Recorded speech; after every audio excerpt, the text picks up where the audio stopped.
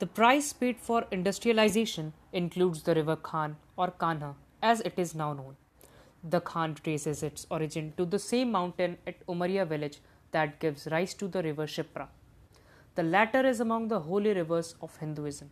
One of the world's largest religious gathering, Simhast Kumbh, is held after every 12 years on the banks of the Shipra at Ujjain.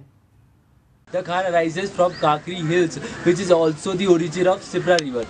Khan later joined Sipra, which further joined Chambal, and then it further joined Yamuna river, and finally it goes into Ganga river. And then it goes into Bay of Bengal. Reduced to a black nala for the non-rainy part of the year, the Khan river is the biggest source of contamination for Shipra. An overwhelming majority of industrial waste is dumped into its 21-kilometer stretch that flows through the urban areas. Saraswati, a tributary that emanates from the same mountain, joins the Khan at Indore.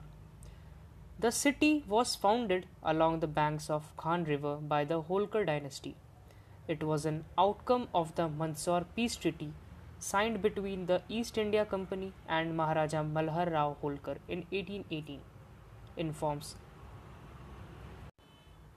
The data released by the Indore Municipal Corporation estimate the daily volume of sewage from Indore at around 270 million litres per day. The combined total capacity of existing sewage treatment plant is not more than 90 million litre a day. In other words, approximately 190 million litre per day of untreated sewage is added each day to the Khan river, which eventually pours into the Shipra. The city of Ujjain gets its water supply from the same polluted river. The problem began in the 60s and the 70s. It was the time when Indore witnessed a rapid wave of industrialization. The number of mills established during the period was directly proportional to the swelling of the city's population as migrants poured from all across the country.